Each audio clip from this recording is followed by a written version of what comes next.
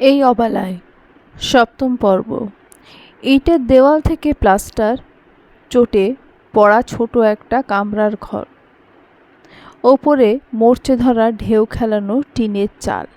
অযত্নে পড়ে থাকা ঘরটির সামনে জরাজীর্ণ একখানা নেমপ্লেট ঝুলছে, যাতে বেশ জাঁকজমক করে লেখা 5 স্টার। মূলত এই ঘরটি তারুণ্যের আড্ডাস্থল, যা ওরা নাম দিয়েছে ক্লাব ঘর বা তাদের অফিস। বাইকের টায়ার পিষে দিয়ে এক রাশ ধুলো উড়িয়ে ঘরটির সামনে এসে থামল কলরব। হন্তদন্ত হয়ে বাইক থেকে নেমেই ঝড়ের বেগে দরজা ঠেলে ভেতরে ঢুকলো সে। ভেতরে তখন অনন্ত আর শান্ত বেশ আয়েশ করে বসেছিল, কিন্তু কলরব কোনো ভূমিকা ছাড়াই বাঘের মতো গর্জে উঠে অনন্তর দিকে তেড়ে গেল। অনন্ত কলরবের এমন রুদ্র রূপ দেখে ভিমরি খেল যেন। হাতের কাজ ফেলে এক লাফে চেয়ার থেকে উঠে শান্তর পেছনে গিয়ে আশ্রয় নিল।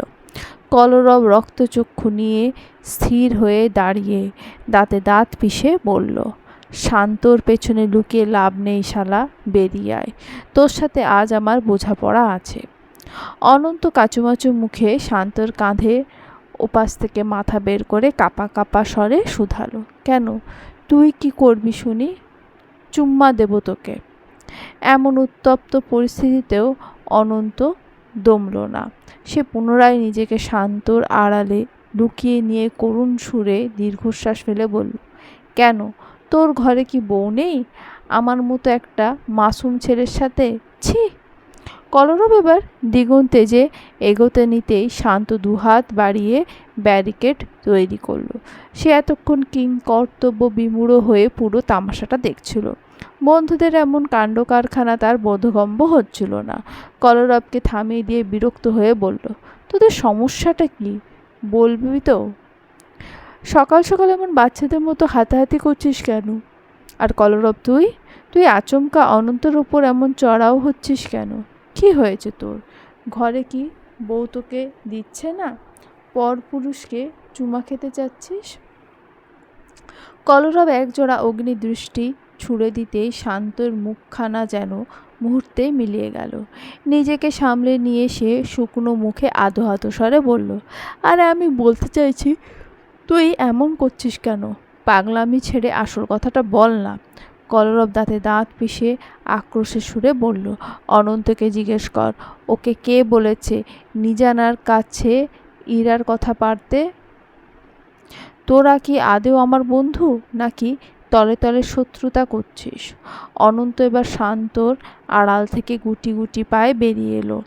অপরাধী মুখে কাচুমাচু হয়ে বলল, ভাই, আমি তো সব তোর ভালোর কথা ভেবেই করেছি। আসলে ভাবি?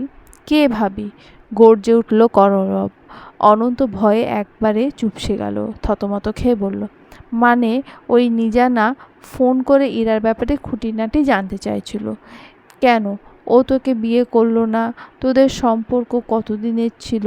এই সব আর কি। আমি ভাবলাম ওর বেইমানির কথাগুলো যদি ভাবির কানে যায়, তবে সে তোর প্রতি একটু নরম হবে, মানে সহানুভূতি জন্মাবে আর কি। তোর মাথায় কি গোবর পোড়া শালা? অনন্ত কথা শেষ হতে না হতেই শান্ত তার পায়ে সজোরে এক লাথি মারল। বন্ধুমহলে অনন্তর পেট যে চালুনির মতো ফুটো তা সবার জানা। আর নিজানা কি না জেরা করার জন্য এই পেট পাতলা ছেলেকেই খুঁজে ফেল। কলরব এক রাশ হতাশা নিয়ে ধপ করে চেয়ারে বসে পড়ল। শান্ত এবার অনন্তর দিকে তাকালো, ধমক দিয়ে বলল, তোর কি সাধারণ কাণ্ডজ্ঞানটুকুও লোপ পেয়েছে? এইসব আজে বাজে কথা কেন বলতে গেলি? আস্ত এক ন্যাকু কোথাকার। অনন্ত কৃত্রিম রাগ দেখিয়ে বলল, খবরদার আমাকে এই নেকু বলবি না। যাই হোক, ভুল যখন হয়ে গেছে তখন না হয় সরি বলছি। কলরব এবার গজগজ করতে করতে বসা থেকে উঠে দাঁড়ালো। তিতি বিরক্ত হয়ে বলল, আবার মেয়ে মানুষের মতো সরি আওড়াচ্ছে। শর্ত সামনে থেকে কথা বলার জন্য আর কেউ ছিল না? ওই গিরগিটিটাকেই পেলি তুই? আমার বাপকে গিয়ে বলতিস, তাও বোধ হয় এর চেয়ে ভালো হতো। কলরবকে প্রস্থান করতে উদ্যত দেখে শান্ত এবার মূল প্রসঙ্গে ফিরল। পেছন থেকে হাঁক দিয়ে বলল, কাল কিন্তু কনসার্ট আছে, তুই যাবি কি? তুই না গেলে পুরো পরিকল্পনাটা মাঠে মারা যাবে, কারণ অনুষ্ঠানের মূল আকর্ষণই কেটি। কলরবের পা জোড়া থমকে গেল। ক্ষণিকের জন্য সে স্থির হয়ে দাঁড়িয়ে রইল, তারপর ঘাড় ঘুরিয়ে বলল, অবশ্যই যাবো। আমি এতটাও সস্তা নই যে একটা চুতমারানির বেইমানির শোকে পাগল হয়ে রাস্তায় রাস্তায় ঘুরে বেড়াবো। আমাকে হারানোটা ওর ব্যর্থতা, আমার নয়। আর এই হারানোর যন্ত্রণায় ও সারা জীবন আফসোস করতেই হবে। ছুটি হওয়ার পর স্কুলের চত্বর পেরিয়ে দিয়াকে নিয়ে বের হলো নবনী, কিন্তু গেট দিয়ে বাইরে পা রাখতেই সে বিস্ময়ে বিমূঢ় হয়ে গেল। কালো রঙের কোট স্যুট পরে নিজের গাড়িতে হেলান দিয়ে দাঁড়িয়ে দিব্য তালুকদার। দিয়ার নজরই প্রথম পড়ল তার বাবার ওপর। মাম্মা দেখো, পাপা এসেছে। নবনী তড়িৎ দৃষ্টি ফেরালো। দিব্যের মুখে গাম্ভীর্য। দিয়া প্রজাপতির মতো উড়ে গিয়ে দিব্যের কোলে ঝাঁপিয়ে পড়ল। দিব্যের গম্ভীর মুখটা মুহূর্তেই প্রসন্নতায় ভরে উঠল। দিয়াকে কোলে তুলে নিয়ে তার দুই গালে চুমু দিল। নবনী ধীর পায়ে ওদের কাছে গিয়ে দাঁড়ালো। তার চোখে মুখে একরাশ প্রশ্ন। অবাক হয়ে শুধালো, আপনি এখানে এই অসময়ে? দিব্য শান্তভাবে মাথা নাড়ালো। আসলে আজ অফিসের কাজের চাপ কিছুটা কম, তাই ভাবলাম আমার প্রিন্সেস আর তার মাম্মাকে নিয়ে একটু ঘুরে আসি। নবনী আকাশ থেকে পড়ল। বাইরে গ্রীষ্মের তপ্ত রোদ্দুর যেন আগুন ছড়াচ্ছে। বৈশাখের এই কাঠফাটা গরমে সবার প্রাণ ওষ্ঠাগত। আর এই মানুষটা কিনা ঘুরতে যাওয়ার প্রস্তাব দিচ্ছে। দিব্য দিয়াকে সযত্নে গাড়ির পেছনে সিটে বসিয়ে দিয়ে স্থির হয়ে দাঁড়িয়ে থাকা নবনীর দিকে চাইল। কোমল স্বরে বলল, নবনী, কোনো সমস্যা? ওভাবে ঠাঁই দাঁড়িয়ে আছো যে, গাড়িতে এসো। দিয়া জানলা দিয়ে মাথা বের করে উচ্ছ্বাসিত গলায় ডাকলো, হ্যাঁ হ্যাঁ মাম্মাম, দ্রুত এসো। ওভাবে দাঁড়িয়ে আছো কেন তুমি? আজ কিন্তু অনেক মজা হবে। নবনী কিছুটা অপ্রস্তুত হয়ে আমতা আমতা করে বলল, এই ভর দুপুরে আপনি ঘুরবেন? কিন্তু কোথায়? চারিদিকে যে রোদের তেজ, এমনিতেই সবার নাজেহাল অবস্থা। দিব্য বা চারপাশটা একবার খুঁটিয়ে দেখল। নবনীর কথা যে বর্ণে বর্ণে সত্য তা সে এই প্রথম অনুভব করল। এসি রুমের ভেতরে অফিসের কাজ নিয়ে এতটাই বুঁদ হয়েছিল যে বাইরের প্রকৃতির এই রুদ্র রূপ তার খেয়ালই ছিল না। কিছুক্ষণ মৌন থেকে বলল, আসলেই তো, এত কিছু তো ভেবে দেখিনি। নবনী পরামর্শ দিল, আমরা বরং এখন বাড়ি ফিরে যাই। আপনার কি বিকেলের দিকে কিছুটা সময় ফাঁকা হবে না? দিব্য মৃদু হেসে সম্মতি জানালো। গাড়ির দরজা খুলে ড্রাইভিং সিটে বসতে বসতে বলল, ঠিক আছে প্রিন্সেস, আমরা বরং বিকেলে বের হব। তবে এখন চলো, পাপ্পা তোমাকে আর মাম্মাকে আইসক্রিম খাইয়ে নিয়ে যায়। দিয়া খুশিতে মাথা নেড়ে সাই দিল, ওকে। গাড়ির সামনের সিটে দিব্যের পাশে নবনী আর পেছনের সিটে দিয়া বসেছে। মাঝ রাস্তায় একটা আইসক্রিমের দোকানের সামনে গাড়ি থামিয়ে দিব্য নেমে গেল। কিছুক্ষণ পর দুটো আইসক্রিম হাতে নিয়ে ফিরল সে। দিয়ার পছন্দের কোন নিয়ে এসেছে, আর নবনীর জন্য সেই একই আইসক্রিম। পুনরায় ড্রাইভিং সিটে বসে গাড়ি স্টার্ট দিল দিব্য। নবনী আইসক্রিমের মোড়কটা খুলে এক অদ্ভুত দ্বিধায় পড়ল। দিব্যের পাশে বসে একা একা খাওয়াটা কেমন যেন দেখাচ্ছে। তাছাড়া দিব্য নিজের জন্য কেন কিছু আনলো না? এই প্রশ্নটা নবনীর মনে খচখচ করতে লাগলো। সংকোচ কাটিয়ে এসে মৃদুস্বরে জিজ্ঞেস করলো, আপনি নিজের জন্য নিলেন না কেন? দিব্য ঘাড় ঘুরিয়ে একবার নবনীর পানে তাকালো, শান্ত গলায় শুধালো, আমাকে বলছো? নবনী মাথা নাড়ল। দিব্য সামনে রাস্তার দিকে দৃষ্টি স্থির রেখে নির্লিপ্ত ভঙ্গিতে বলল, আসলে আমি ড্রাইভ করছি তো তাই। আমি না হয় বাড়ি গিয়ে খেয়ে নেব, তোমরা খাও। শোনো নবনী। নবনী চট করে দিব্যের মুখের দিকে তাকালো। দিব্য যখন কথার মাঝে বারবার তার নাম ধরে ডাকে, তখন নবনীর বুকের ভিতর কেমন এক অদ্ভুত ভালো লাগার অনুরণন জাগে। সে নিচু স্বরে উত্তর দিল, জি। দিব্য স্টিয়ারিংয়ে হাত রেখে বেশ গম্ভীর গলায় বলল, তুমি আমাকে এইভাবে আপনি, শুনুন, দেখুন বলে আর কতদিন সম্বোধন করবে? আমার নামটা কি উচ্চারণ করা ভীষণ কঠিন? দিব্যের সরাসরি প্রশ্নে নবনী মুহূর্তের জন্য বিমূঢ় হয়ে গেল। দিব্যকে সে নাম ধরে ডাকবে? এও কি সম্ভব? লোকটা আবার গো ধরে না বসলেই হয়। কোনো তর্কে যাওয়ার ঝুঁকি না নিয়ে সে নিশ্চুপ থাকলো। দিব্যের অস্থির চাউনি যখন পুনরায় তার উপর স্থির হলো, নবনী বাধ্য হয়ে বলল, আপনার নাম ধরে ডাকা তো কোনোভাবেই সম্ভব না। কেন? আপনি বয়সে বড়। দিব্য একটু থেমে মেনে নেওয়া ভঙ্গিতে মাথা নাড়ল। তা হয়তো ঠিক, তবে বিকল্প কিছু তো খুঁজে নিতে পারো। এভাবে আপনি, শুনুন বললে কেমন লাগে না? নবনী মনে মনে একটা দীর্ঘশ্বাস ফেলল। এই মধুর বিপদ থেকে উদ্ধারের পথ খুঁজতে সে চট করে নিজের হাতের আইসক্রিমটা দিব্যের সামনে ধরল। আপনি একটু নিন না, আমি ধরছি, আপনি ড্রাইভ করুন। দিব্য আর দ্বিরুক্তি করল না। এক কামড় দিয়ে পরক্ষণে কপালে ভাঁজ ফেলে বলল, ধ্যাত, একটা ভুল হয়ে গেল। এখন তুমি কি খাবে? আমি তো এটা এঁঠো করে দিলাম। নবনী মনে অবশ্য বিন্দুমাত্র সংকোচ জাগল না, বরং এক অদ্ভুত ভালো লাগা ছুঁয়ে গেল। তবুও কৃত্রিম গাম্ভীর্য বজায় রেখে বলল, আমি কিন্তু আপনাকে দেওয়ার আগে খেয়েছিলাম, আপনিও আমার এঁঠোটাই খেয়েছেন। দিব্যের ঠোঁটের কোণে হাসিটা আরও চওড়া হলো। নবনী দেখল না। সে স্বাভাবিকভাবেই সেই আইসক্রিম পুনরায় কামড় বসাতেই দিব্য লুকিং গ্লাসে তা দেখে চমকে উঠল। বলতে চাওয়া কথাটা না বলে নিজেকে সংবরণ করে নিল। নবনী পুনরায় আইসক্রিমটা দিব্যের মুখে ধরল। পেছন থেকে দিয়াও তার ছোট্ট হাত বাড়িয়ে দিয়ে বলল, পাপ্পা, দিয়ার থেকেও নাও। মাম্মা, তুমি পাপ্পাকে দিয়ারটা খাইয়ে দাও না। নবনী স্নিগ্ধ হেসে দিয়ার আবদার মেটালো। দিয়া উচ্ছ্বসিত হয়ে হাততালি দিয়ে উঠল। মাম্মা, তুমিও একটু খাও, আমরা সবাই একসাথে খাচ্ছি। How sweet. ছোট্ট দিয়া চোখে মুখে খুশির ঝিলিক ঠিকরে পড়ছে। নবনী একটু খেয়ে আইসক্রিমটা দিয়াকে ফেরত দিল। দিয়া খিলখিল করে হাসতে শুরু করলো। দিব্যের বুকের ভেতর এক গভীর প্রশান্তি অনুভূত হলো। এই তো তার সাজানো পরিবার। এক সময় যা কেবল অকিল স্বপ্ন ছিল, আজ তা জীবন্ত। হঠাৎ দিব্য লক্ষ্য করল, মা মেয়ে চুপি চুপি একে অপরকে কি যেন বলছে আর হাসছে। সে কৌতূহলী হয়ে শুধালো, কি চলছে তোমাদের মধ্যে? দিয়া নিজের গাল দুটো হাত দিয়ে চেপে ধরে হাসতে হাসতে বলল, পাপ্পা, তোমার নাক আর গালে আইসক্রিম লেগে গেছে। দিব্য লুকিং গ্লাসে তাকিয়ে দেখল তার নাকের ডগায় আর গালের এক পাশে আইসক্রিম লেপ্টে আছে। নবনীও মুখ টিপে হাসছে। দিব্য ভ্রু কুঁচকে বলল, এটা কি তবে ইচ্ছে করে করলে? ভেরি ব্যাড নবনী। নবনী প্রথমে হাসলেও দিব্যের কথা একটু কুঁকড়ে গেল। লোকটা কি তবে সত্যি রাগ করলো?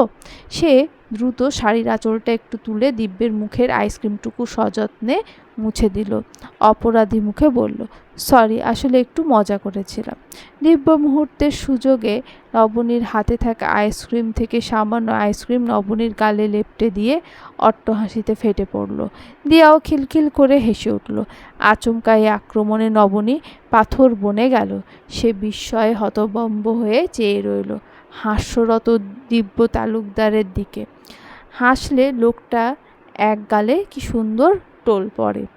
এর আগে কখনো দিব্যকে এমন হাসতে দেখেনি নবনী। কতটা স্নিগ্ধ আর প্রাণবন্ত লাগছে তাকে।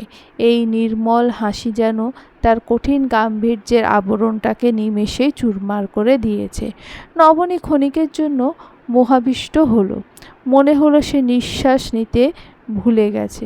দিব্য এই হাসি মুখে মুগ্ধতা যেন তার হৃৎস্পন্দন থমকে দিল। দুপুর গড়াতে না গড়াতে আকাশের মেজাজ বিগড়ে গেল। গুমোট ভাব কাটিয়ে আচমকায় শুরু হলো ঝোড়ো হাওয়ার তাণ্ডব, সাথে বিদ্যুতের তীব্র চমকানি। জানলার বাইরে বড় বড় ফোঁটায় মুষলধারে বৃষ্টি নামতে চারপাশ ঝমঝম শব্দে মুখরিত হয়ে উঠল। বাতাসে শো শো শব্দ। সে যে বৃষ্টি শুরু হলো, থামার যেন কোনো নামই নেই। রাতে মৌনিতা রান্না করছে, ধোয়া ওঠা খিচুড়ি আর কষা গরুর মাংস। রাতের ডিনার টেবিলে আজ পুরো তালুকদার বাড়ি সমবেত হয়েছে। খাবারে ঘ্রাণে চারপাশ মৌ মৌ করছে ঠিকই, কিন্তু অন্তর্মহলে গুমোট ভাবটা যেন কাটছে না। নবনী আর মৌমিতা মিলে সবাইকে খাবার বেড়ে দিচ্ছিল। দিনের বেলা কলরব আর কায়েফের মধ্যেকার সেই তিক্ত অপ্রীতিকর ঘটনাটি এখন আর কারোর অজানা নেই। সেই খবর পৌঁছে গেছে আরশাদ তালুকদারের কানেও। সচরাচর এমন বৃষ্টিমুখর দিনে খিচুড়ি আর মাংসের আয়োজন হলে কলরবই সবচেয়ে বেশি উৎসাহ দেখায়। কাব্য আর কলরব খেতে ভীষণ ভালোবাসে, অথচ আজ পুরো টেবিল জুড়ে এক থমথমে নীরবতা বিরাজ করছে।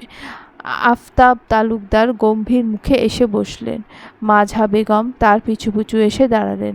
খাওয়ার মাঝপথে আরশাদ তালুকদার কায়েফের দিকে চেয়ে প্রশ্ন ছুড়লেন, কায়েফ, তোমার আব্বু বলছিলেন তুমি নাকি আর ফিরে যেতে চাইছো না, দেশেই নাকি স্থায়ী হয়ে বিজনেস করার মনস্থির করেছ। মুহূর্তের মধ্যে সবার উৎসুক দৃষ্টি কায়েফের ওপর স্থির হলো। কায়েফের হাতের গ্রাস থমকে গেল। সে মুখ তুলে অত্যন্ত শান্ত এবং স্বাভাবিক কণ্ঠে জবাব দিল, জি চাচু, আমি আর বিদেশ ফিরতে চাইছি না, আমার নিজের দেশে মন টিকেছে। কাব্য অস্থির হয়ে উঠল। এটা কোন ধরনের পাগলামি কায়েফ? ফিরবি না মানে কি? এভাবে মাঝপথে পড়াশোনা জলাঞ্জলি দিয়ে এই দেশে তুই কোন রাজ্যে জয় করবি শুনি? বড়দের উপস্থিতিতে কাব্যর এমন কড়া মেজাজ দেখে সে নিজেই কিছুটা দমে গেল। আরশাদ তালুকদার শান্ত স্বরে বললেন, দেখো কায়েফ, আমি তোমার সিদ্ধান্তকে ছোট করছি না, কিন্তু তোমার বাবা তোমাকে নিয়ে অনেক উচ্চাকাঙ্ক্ষা আর স্বপ্ন আছে। আমারও মনে হয় না এটা তোমার জীবনের জন্য কোনো ইতিবাচক সিদ্ধান্ত হবে। আর বড়জোর কয়েকটা বছর তো ব্যাপার, তারপর তো দেশেই ফিরবে। আরশাদ তালুকদারের কথা মাঝপথেই কায়েব সম্প্রতিভাবে প্রতিবাদ জানিয়ে উঠল, কিন্তু কয়েক বছর কেন চাচু? আমি আর একদিনের জন্য এই অনিশ্চয়তার বিলম্ব চাই না। আমি কাল থেকেই নিজের প্রস্তুতি করব ভাবছি। আমি সিদ্ধান্ত নিয়ে ফেলেছি এবং এ থেকে আমি এক চুলও নড়ব না। আফতাব তালুকদারের ধৈর্যের সীমা ছাড়ালো। রাগে অগ্নিশর্মা হয়ে তিনি টেবিল চাপড়ে গর্জে উঠলেন, চড়িয়ে তোমার গাল লাল করে দেব আমি। দিন দিন বড্ড বেয়াদব হয়ে উঠছ। চাচুর সামনে কেউ এভাবে কথা বলে? কালকে আমার সাথে যে আচরণ করেছ তা আমি এখনও হজম করতে পারছি না। আরশাদ তালুকদার হাত বাড়িয়ে আফতাবকে শান্ত করার চেষ্টা করলেন। তিনি ধীর স্থির গলায় বললেন, আফতাব, থামো তো। ও যখন মনস্থির করেই ফেলেছে তখন জোর করার কী প্রয়োজন? কিন্তু কায়েব, হঠাৎ করে এমন সিদ্ধান্তের পেছনে আসল কারণটা কী? কায়েব এক মুহূর্তের জন্য পাশে বসা কলরব আর নিজানার দিকে তাকালো। নিজানা তখনও বাকিদের মতো এক রাশ কৌতূহল আর বিস্ময় নিয়ে ওর দিকে চেয়ে আছে, অথচ কলরব সম্পূর্ণ নির্বিকার। সে নিজের মতো নিবিষ্ট মনে খেয়ে যাচ্ছে, যেন আশেপাশে এই উত্তপ্ত বাক্য বিনিময় তার কানে পৌঁছাচ্ছে না। কায়েব নিচু স্বরে উত্তর দিল, আমার এখন মনে হয় চাচু, জীবনের কঠিন পরিশ্রমের চেয়ে কপালে থাকা ভাগ্যটা অনেক বেশি জরুরি। যদি কপাল মন্দ হয় তবে হাজার চেষ্টা আর শ্রম করেও কাজে আসে না। আমি আর মরীচিকার পেছনে দৌড়াতে চাই না। আমার ভাগ্যে যা লেখা আছে তাই হবে, তা আমি যে দেশেই থাকি না কেন। আর সত্যি বলতে, সবাইকে ছেড়ে একা থাকতে আমার বড্ড কষ্ট হয়। আম্মু যখন ফোনে কাঁদে তখন নিজের ভেতরে অপরাধ বোধ কাজ করে। মানুষের জীবনে তো কোনো গ্যারেন্টি নেই, তাই আমি চাই জীবনের বাকি সময়টাই চেনা মানুষগুলোর সাথেই কাটাতে। ছেলের এমন আবেগপ্রবণ আর অদ্ভুত যুক্তি শুনে আফতাব তালুকদার পুনরায় ফেটে পড়লেন, জাস্ট শ্যাট আপ কায়েফ। ভাইয়া, দেখছো ওর অবস্থা? এমন উদ্ভট আর অর্থহীন যুক্তি ও তখন থেকে দিয়ে যাচ্ছে। এসব কোনো কাজের কথা হলো? কায়েফ আর তর্কে জড়ালো না। সে আচমকা বসা থেকে উঠে দাঁড়ালো, অত্যন্ত ঠান্ডা গলায় বলল, আমার খাওয়া শেষ, good night all. Aftab Talukdar রাগে কাঁপতে কাঁপতে বারবার পেছন থেকে ডাকলেন, কিন্তু কায়েফ কারোর বারণ না শুনেই ধীর পায়ে ডাইনিং রুম থেকে বেরিয়ে গেল। আরশাদ তালুকদার আফতাবকে শান্ত করলেন, তবে বাড়ির প্রতিটা মানুষের মনে দুশ্চিন্তার কালো মেঘ জমে উঠল। কায়েফের মতো একজন মেধাবী ও শান্ত স্বভাবের ছেলের এমন হুটহাট আর অযৌক্তিক সিদ্ধান্ত কারোর মাথাতেই ঢুকছে না। কলরব এতক্ষণ চুপ থাকলেও সে ঠিকই বুঝতে পারল কায়েফের এই অস্থিরতার উৎস কোথায়। কিছুক্ষণ পর সেও নীরবে উঠে নিজের ঘরের দিকে চলে গেল। বৃষ্টির শব্দের সাথে তাল মিলিয়ে তালুকদার বাড়ির ডিনার টেবিলটা এক অসহ্য গুমোট আর বিষণ্ণ নিস্তব্ধতায় ডুবে রইল। আজ দিয়ার চোখে মুখে উত্তেজনা শেষ নেই। ঘুমের চেয়েও তার কাছে বেশি আনন্দের হলো নবনী আর দিব্যের সান্নিধ্য। সচরাচর দিব্য বাড়ি ফেরার আগে দিয়া ঘুমের দেশে পাড়ি জমায়, নয়তো দিব্য যখন কাজের ফাইলে গভীরে ডুবে থাকে তখন নবনী দিয়াকে নিয়ে ঘুমিয়ে পড়ে। আজ বৃষ্টির কারণে ঘোরার পরিকল্পনা ধূলিসাৎ হলেও দিব্যকে পুরোপুরি বশ করে ফেলেছে তার ছোট মেয়ে। দিয়ার কড়া হুকুম, আজ রাতে কোনো ল্যাপটপ বা অফিসের ফাইল খোলা যাবে না। আর মেয়ের হুকুম দিব্য তালুকদার অমান্য করবে, তা ভাবাই দুঃসাধ্য। নবনী ঘরে ঢুকতেই দিয়া উচ্ছ্বাসিত কণ্ঠ শুনতে পেল, মাম্মা জলদি এসো, আমরা সবাই মিলে একসাথে ঘুমাবো। নবনী স্নিগ্ধ হেসে সম্মতি জানিয়ে বিছানায় গা এলিয়ে দিও। দিয়া নবনীকে মাঝখানে রেখে নিজে এক পাশে শুলো। নবনীর একটা হাতের ওপর মাথা রেখে পরম নিশ্চিন্তে সে যেন নিজের নিরাপদ আশ্রয় খুঁজে পেল। এবার হুকুম দিল দিব্যের ওপর, পাপ্পাকে অবশ্যই তাদের দুজনকে জড়িয়ে ধরে শুতে হবে। আজকাল নবনীর কোল ছাড়া দিয়ার চোখে ঘুম নামে না, আর নবনীও অদ্ভুত এক মায়ায় দিয়াকে জড়িয়ে রাখে। দিয়াকে ছাড়া তার নিজেরও এখন জীবনটা বড্ড শূন্য মনে হয়। নবনী দিয়ার দিকে কাত হয়ে শুতেই দিব্য তার পেছনে এক হাত নবনীর উপর বাড়িয়ে দিয়ার গায়ে বুলাতে লাগলো। দিব্যের উষ্ণ বুকের ছোঁয়ায় নবনীর পিঠ স্পর্শ করতেই তার সারা শরীরে এক মৃদু শিহরণ বয়ে গেল। দুজনের মাঝখানে দূরত্বটুকু যেন আজ মেঘমুক্ত আকাশের মতোই স্বচ্ছ ও বিলীন। দিব্যের হৃৎপিণ্ডে ধুকপুকানি নবনী নিজের শরীরে অনুভব করতে পারছে। নবনী ঘাড় ঘুরিয়ে দেখল দিব্য এক হাত মাথার নিচে দিয়ে এক মনে দিয়ার বকবকানি শুনছে। দিয়া তার স্কুলের কোনো এক তুচ্ছ ও অযৌক্তিক ঘটনা মহা উৎসাহে বর্ণনা করছে, আর দিব্য এমনভাবে মনোযোগ দিয়ে শুনছে যেন জীবনের শ্রেষ্ঠ কোনো জরুরি মিটিং চলছে। নবনী অবাক হয়ে ভাবতে লাগলো, এভাবে হাত পেতে থাকতে লোকটার কি কষ্ট হচ্ছে না? নবনী মৃদুস্বরে দিয়াকে ঘুম পাড়ানোর চেষ্টা করলো। কিছুক্ষণের মধ্যে দিয়া ক্লান্ত হয়ে ঘুমের রাজ্যে তলিয়ে গেল। দিয়া ঘুমিয়ে পড়তেই নবনী স্বস্তির নিঃশ্বাস ফেলল, কিন্তু যেই না সে ঘাড় ঘুরিয়ে পেছনে তাকাতে যাবে অমনি তার বুকের ভেতরটা ধক করে উঠল। ডিম লাইটের নীলচে মায়াবী আলোয় ঘরটা তখন অপার্থিব এক স্নিগ্ধতায় ভরে আছে। সেই আবজা আলোয় সে দেখল দিব্যের গভীর দুটি চোখ অপলক দৃষ্টিতে তার দিকেই নিবদ্ধ। দিব্য মূলত নবনী আর দিয়ার এই মা মেয়ের অটুট বন্ধনই দেখছিল। ওদের খুশি দেখলে দিব্যের নিজের ভেতরে এক অদ্ভুত তৃপ্তি কাজ করে। নবনী অবাক চাহনি দেখে দিব্য ভ্রু উঁচিয়ে গম্ভীর গলায় বলল, কি? নবনী কিংকর্তব্য বিমূঢ় হয়ে মাথা নাড়ল, অস্ফুট স্বরে বলল, কিছু না। আপনি এখনো ঘুমাননি? হাতটা কি ব্যথা করছে না আপনার? দিব্য আর কোনো কথা বাড়ালো না, সোজা হয়ে শুলো। নবনীও নিজেকে সামনে নিয়ে আড়ষ্টতা কাটিয়ে ছাদের দিকে মুখ করে শুলো। ঘর জুড়ে এখন পিনপতন নীরবতা, কেবল বাইরে বৃষ্টির রেশ আর ঘড়ির কাঁটা টিকটিক শব্দ সেই নীরবতা আরও প্রগাঢ় করে তুলেছে।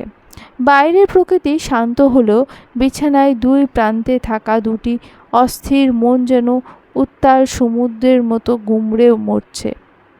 নবনী নিজের মনের অলিগলিতে এক গভীর দ্বিধা আর সংশয় বয়ে বেড়াচ্ছে। দিব্যের পরিবর্তন তাকে বারবার বিস্মিত করে।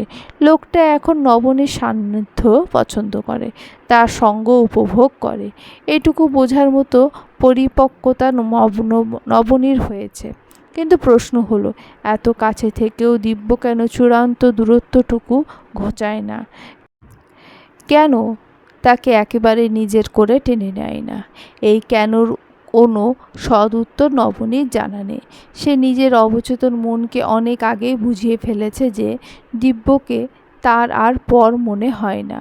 দিব্যের স্পর্শে এখন আর কোনো কুণ্ঠা নেই, বরং এক অবাধ্য মাদকতা আছে যা নবনীকে অদ্ভুত এক আবেশে আচ্ছন্ন করে রাখে। নবনী জানে, দিব্য যদি আজ পূর্ণ অধিকার নিয়ে তাকে নিজের করে নিতে চায়, তবে সে হয়তো বাধা দেওয়া শক্তিটুকুও খুঁজে পাবে না। কিন্তু দিব্যের চিন্তাধারা ভিন্ন। সে নবনীকে কোনো অপ্রীতিকর পরিস্থিতির মুখোমুখি দাঁড় করাতে চায় না। সে চায় না নবনী কেবল পরিস্থিতির চাপে পড়ে বা সামাজিক দায়বদ্ধতার খাতিরে তাকে মেনে নিক। নবনীর মনের গহীনে যে তার জন্য এক চিলতে ভালোবাসার অঙ্কুরোদ্গম হয়েছে, দিব্যের সংবেদনশীল মন তা এখনও পুরোপুরি আঁচ করতে পারেনি। নবনী এমন কোনো ইঙ্গিত বা শব্দ খরচ করেনি যার থেকে দিব্য বুঝতে পারে যে তাদের সম্পর্কের বরফ গলে ঝর্ণা হতে শুরু করেছে। দিব্য ধৈর্যশীল এক নাবিকের মতো অপেক্ষা করছে নবনীর মন জয় করার। এই অপেক্ষার পথ যদি দীর্ঘ থেকে দীর্ঘতর হয়, তবুও তার কোনো আক্ষেপ নেই। সে কোনো জোড়াতালি দেওয়া অসুস্থ সম্পর্ক বয়ে বেড়াতে চায় না। তপ্ত মরুভূমিতে দীর্ঘ তৃষ্ণার পর যদি এক পশলা শান্তির বৃষ্টি নামে, তবে সেই প্রতীক্ষাই তো সার্থক। দিব্য সেই সার্থকতার জন্য নিজেকে সংবরণ করে রেখেছে। যেদিন নবনী ধরা দেবে, সেদিন কোনো দ্বিধা অবশিষ্ট রাখবে না। বাইরে তখন ঝুমঝুম বৃষ্টি ছন্দ মুখরিত চারপাশ। প্রকৃতির সেই উন্মাদ শব্দের মাঝেই নিজানার তন্দ্রাটা হুট করে ছুটে গেল। আচ্ছন্ন ভাবের মাঝে এক অদ্ভুত গোঙানির শব্দ তার কানে এসে বিঁধল। সে পাশ ফিরে কলরবকে খুঁজতে গিয়ে দেখল বিছানার ওই পাশটা শূন্য। গভীর রাতে ছেলেটা গেল কোথায়? পরক্ষণে আবারও সে অস্পষ্ট কান্নার শব্দ, আর সাথে একটা তপ্ত গন্ধ নিজানার নাসারন্ধ্রে আঘাত করল। সে ধড়ফড় করে বিছানায় উঠে বসল। গন্ধটা নিকোটিনের, কিন্তু ওই ফুঁপিয়ে কান্নার শব্দটা কার? নিজানা বিছানা ছেড়ে পা রাখল মেঝেতে। ঘরে নীলচে ডিম লাইট জ্বলছে। অন্ধকারের প্রতি একজোড়া ভীতি বা ফোবিয়া থাকায় সে কখনোই পুরোপুরি আলো নিভিয়ে শুতে পারে না। ধীরে ধীরে ব্যালকনির দিকে এগিয়ে যেতেই নিজানা থমকে দাঁড়ালো।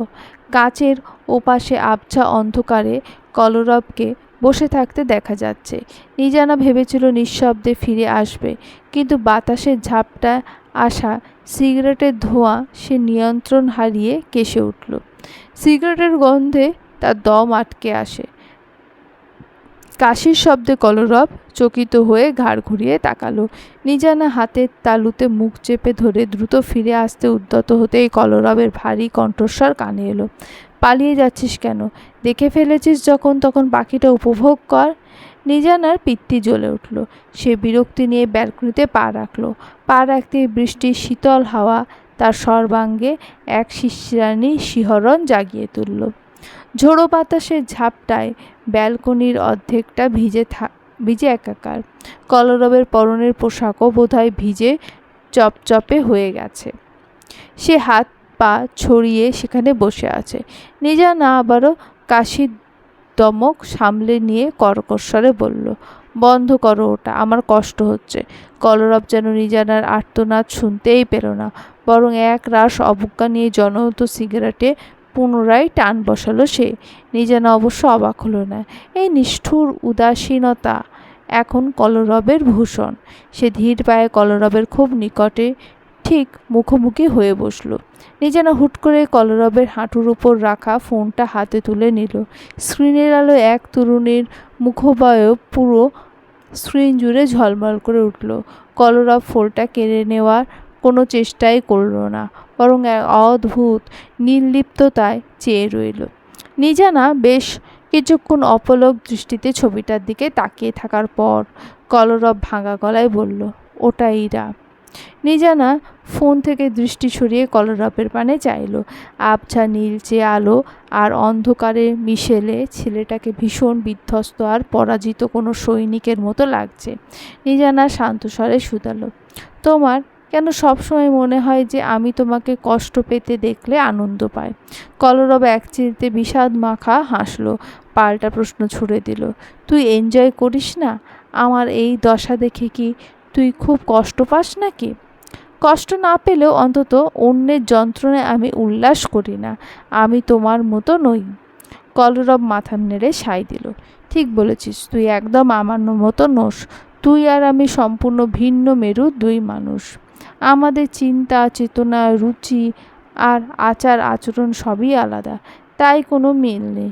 আমাদের মিল হওয়া সাজে না।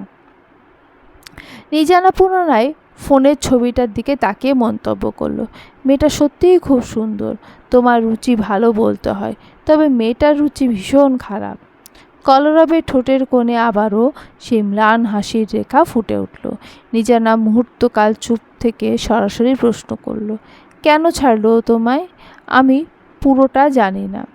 বাইরে তখন উন্মত্ত প্রকৃতির তাণ্ডব চলছে। ঝোড়ো হাওয়ার সাথে বৃষ্টির ঝাপটা ব্যালকনির ভেতরে আছড়ে পড়ে ভিজিয়ে যাচ্ছে দুজনকে। সেই হিমেল হাওয়ায় শরীর অবশ করা কম্পন জাগছে। থেকে থেকে বিদ্যুতের তীব্র ঝলকানি রাতের জমাট অন্ধকারকে চিরে দিয়ে এক অদ্ভুত বিভীষিকার জন্ম দিচ্ছে।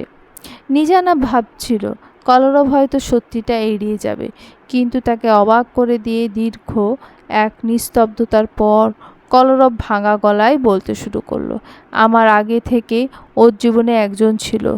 কোনো এক কারণে ওদের বিচ্ছেদ হয়েছিল, কিন্তু ইরা ওকে খুব ভালোবাসতো, কিছুতেই ভুলতে পারছিল না সেই স্মৃতি। ঠিক সেই সময় আমি ওর জীবনে আসি। কয়েকটা দিন পাগলের মতো ওর পিছে ঘুরছিলাম বলে হয়তো আমায় ও সত্যি পাগল ভেবে বসেছিল। আসলে ওই ছেলেটাকে ভোলার জন্য ও আমায় কেবল একটা মাধ্যম হিসেবে ব্যবহার করেছিল, কিন্তু শেষমেশ ও আর পারেনি। বিয়ের ঠিক আগের দিন যখন ওই ছেলেটা ফিরে এসে ক্ষমা চাইলো, এরা এক মুহূর্তও ভাবেনি। আমাকে কেবল একটা সরি বলে ও পুরনো ভালোবাসার কাছে ফিরে গেল, কারণ আমাকে ও কোনো দিন ভালোই বাসেনি। বলেই কলরব গা দুলিয়ে হাসতে লাগলো। সেই হাসি কোনো আনন্দের নয়, বরং বুক বিষাদ আর্তনাদ।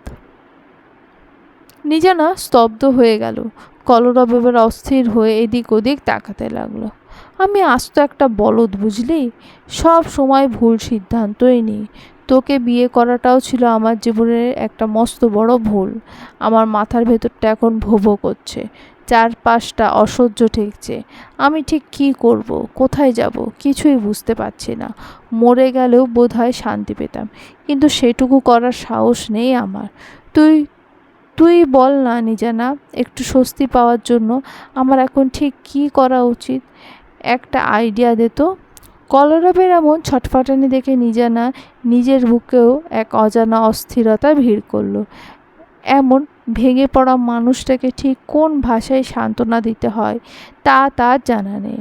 কাপা গলায় অস্ফুট স্বরে বলল, প্লিজ কলরব, একটু শান্ত হও। এভাবে কেন বলছো? কিন্তু কলরব থামল না। সে দ্বিগুণ উন্মাদনা ধরা গলায় আর্তনাদ করে উঠল, আমার বুকের ভেতরটা যেন আগ্নেয়গিরির মতো পুড়ে খার হয়ে যাচ্ছে। মনে হচ্ছে কে যেন মাথার ভেতর হাতুড়ি দিয়ে পেরেক ঠুকছে। এই যন্ত্রণা আমি আর সহ্য করতে পারছি না নিজানা, অসহ্য লাগছে সব। আমি আমি হয়তো পাগল হয়ে যাব, নয়তো মরে। ঝোড়ো হাওয়া আর বৃষ্টির অবিশ্রান্ত শব্দের মাঝে কলরবের হাহাকার মেশানো কথাগুলো আচমকাই থমকে গেল। নিজানা নিজের কোমল হাতের তালু দিয়ে চেপে ধরল কলরবের মুখ। ঠিক সেই মুহূর্তে দূর আকাশে প্রচণ্ড শব্দে বাজ পড়ল। বিদ্যুতের সেই ক্ষীণ আলোয় দুজনের মুখশ্রী উদ্ভাসিত হয়ে উঠল এক অপার্থিব আভায়। নিমিষকাল তারা একে অপরের চোখের গহীনে তাকিয়ে রইল। নিজানের ঠোঁট নেড়ে কিছু একটা বলতে চেয়েছিল, কিন্তু তার আগে কলরবের উত্তপ্ত পুরুষালী ওষ্ঠাধর প্রবল ঝড়ের মতো দখল করে নিল নিজানার কম্পিত কোমল ওষ্ঠজোড়া। মুহূর্তে এক তীব্র বিদ্যুৎ তরঙ্গ নিজানার শিরদাঁড়া বেয়ে নেমে গেল। আকস্মিক এই স্পর্শে তার চেতনা যেন মেঘে ঢাকা চাদরের মতো আচ্ছন্ন হয়ে পড়ল। মস্তিষ্ক শূন্য, শরীর অবশ, কেবল এক অবাধ্য স্পন্দন তাকে গ্রাস করে নিল। কলরবের ভেতরের পুঞ্জীভূত অস্থিরতা তখন আগ্নেয়গিরির লাভার মতো ফেটে পড়ছে। সে কি নিজের নিয়ন্ত্রণ বিসর্জন দিয়েছে, নাকি অদৃষ্টের টানে হার মেনেছে? তা বোধগম্য হওয়ার অবকাশটুকুও প্রকৃতি দেয়নি। বাইরের বাতাসের হাহাকার আর বৃষ্টির অঝোর বর্ষণের মাঝে কলরব নিজানাকে পাজা কোলে নিয়ে এলো বিছানায়। জীবনে প্রথমবার কোনো পুরুষের এমন নিবিড় সান্নিধ্য আর গভীর স্পর্শে নিজানার নারীসত্তা এক অদ্ভুত নাজুকতায় নুয়ে পড়ল। সে বাধা দেওয়ার শক্তিটুকুও হারিয়ে ফেলেছে, নাকি নিজেকে বিলিয়ে দেওয়ার এক গোপন ইচ্ছায় মৌন হয়েছে, বড় বেশি অস্পষ্ট। সময় যত গড়াতে লাগলো, কলরবের ছোঁয়া ততই নিবিড় থেকে নিবিড়তর হতে শুরু করলো। সেই কালবৈশাখীর রাতে যখন জানালার ওপাশের প্রকৃতি ধ্বংসলীলায় মত্ত, ঘরের ভেতর তখন তিল তিল করে গড়ে ওঠা হিমশীতল দেওয়ালটা তাসের ঘরের মতো ভেঙে পড়ল। ঘৃণা, অভিমান আর একাকিত্বের দহন মুছে গিয়ে কেবল অবশিষ্ট রইল দুটো তপ্ত হৃদয়ের স্পন্দন। সেই মায়াবী অন্ধকারে তাদের মাঝে সমস্ত দূরত্ব ঘুচে গিয়ে একাকার হয়ে গেল দুটি প্রাণ। নিজানা আর কলরব একে অপরের মাঝে খুঁজে পেল এক বিচিত্র শান্তির আশ্রয়। ঘুমের ঘরে নড়ে চড়ে উঠল নবনী। তন্দ্রা আচ্ছন্নতায় সে অনুভব করল কারো উষ্ণ আর জোরালো নিঃশ্বাস বারবার তার চোখে মুখে আছড়ে পড়ছে। ধীরে ধীরে চোখের পলক মেলতেই নবনী আবিষ্কার করল সে এক মজবুত বাহুবন্ধনে বন্দী হয়ে আছে। দিব্য তাকে নিবিড়ভাবে জড়িয়ে ধরে গভীর ঘুমে মগ্ন। ঘুমন্ত দিব্যের প্রশান্ত মুখের দিকে তাকাতেই নবনীর ওষ্ঠাধরে এক চিলতে মিষ্টি হাসি ফুটে উঠল। দিব্যের কোনো হুঁশ নেই, সে যেন এক অতল তন্দ্রার সাগরে ডুবে আছে। অবাধ্য চুলগুলো কপালের সীমানা ছড়িয়ে কিছুটা চোখের ওপর এসে পড়েছে ওর। এই মুহূর্তে মানুষটাকে বড্ড স্নিগ্ধ আর মায়াবী লাগছে। নবনী নিজের অজান্তেই ভাবল, ইদানিং কি লোকটা তার কাছে একটু বেশিই প্রিয় হয়ে উঠেছে। সে অত্যন্ত সন্তর্পণে আলতো হাতে অবাধ্য চুলগুলো দিব্যের চোখের ওপর থেকে সরিয়ে দিল। ঘুমের ঘোরে দিব্যের ভ্রুজোড়া সামান্য কুঁচকে উঠল। সেই দৃশ্য দেখে নবনীর হাসি পেয়ে গেল। অনেক কষ্টে ঠোঁট কামড়ে সে নিজের হাসি সংবরণ করল। নবনীর মনে হলো এবার তার বিছানা ছাড়া উচিত, কিন্তু দিব্যের এই অনিশ্চিত ঘুম ভাঙতে তার মন চাইল না। এমনকি তার মুগ্ধ দৃষ্টিটুকুও দিব্যের মুখ থেকে সরিয়ে নিতে সে এক অদ্ভুত অনিচ্ছা অনুভব করছিল। ঠিক সেই মুহূর্তে এক পরিচিত চপল কণ্ঠস্বর তার কানে এলো, মাম্মা, গুড মর্নিং, তুমি কি উঠে গেছো? দিয়ার আকস্মিক ডাকে নবনী যেন সম্বিত ফিরে পেল। এক ঝটকায় দিব্যের বাহুবন্ধন থেকে ছিটকে সরে এলো। ঝাঁকুনির তীব্রতায় দিব্যেরও ঘুমটা ভেঙে গেল। সে অপ্রস্তুতভাবে চোখ মেলল। নবনী তখন তড়িঘড়ি করে বিছানায় উঠে বসেছে। দিয়াকে খুঁজতে গিয়ে নবনীর নজর পড়ল ঘরে থাকা সোফাটার দিকে। সেখানে দিয়া উপর হয়ে দু হাতে ভর দিয়ে শুয়ে আছে। তার মাথা উঁচু করে বেশ কৌতূহলী চোখে তাদের পর্যবেক্ষণ করছে। মেয়েটা কখন যে ঘুম থেকে উঠেছে নবনী টেরও পায়নি। লজ্জা আর আড়ষ্টতায় নবনী নুইয়ে গেল। দিব্য উঠে বসে একবার নবনীর আরক্ত মুখের দিকে চাইল। পরক্ষণেই দিয়ার সেই ভঙ্গি দেখে হো হো করে হেসে উঠল। দিব্যের হাসি দেখে নবনী আরবারও দিয়ার দিকে তাকালো। এবার সে নিজের হাসি আর চেপে রাখতে পারল না। খাট থেকে নেমে দিয়ার দিকে এগিয়ে গিয়ে নবনী আদুরে গলায় বলল, সোনা, এটা তুমি কি করছো? কেন শুয়ে আছো শুনি?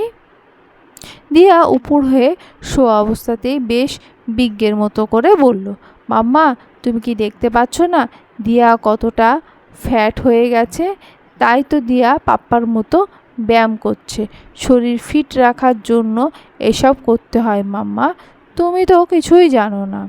শেষের কথাগুলো সে ঠিক দিব্যের কণ্ঠস্বর আর ভঙ্গি অনুকরণ করে আওড়ালো।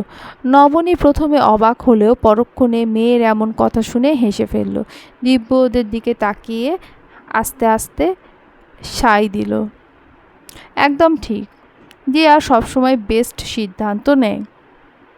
নবনী হাসতে হাসতে দিয়াকে কোলে তুলে নিয়ে সোফায় বসালো। দিয়ার গালে একটা চুমু খেয়ে আদুরে গলায় বলল,